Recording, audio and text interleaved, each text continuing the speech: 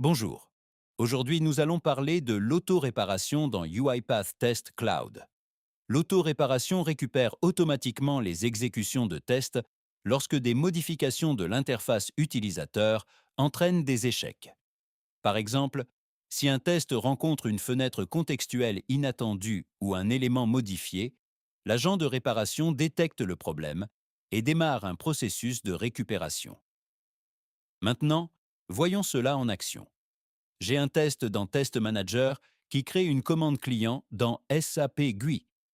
Tout d'abord, je vais l'exécuter sans auto-réparation.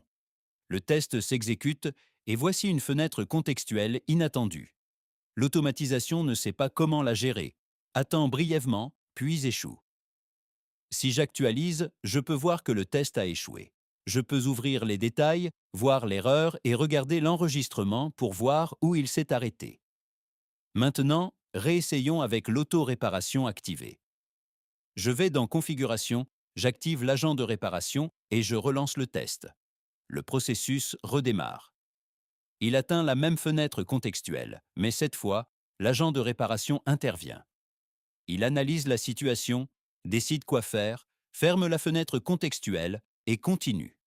Le test se poursuit en saisissant le matériel, la quantité, et se termine avec succès. Après actualisation, le test s'affiche maintenant comme réussi.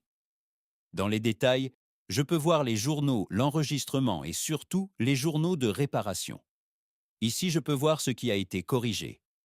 La fenêtre contextuelle a été détectée et fermée. Les états avant et après sont enregistrés. Ici, vous pouvez voir l'état avant. Et ici, vous pouvez voir l'état après.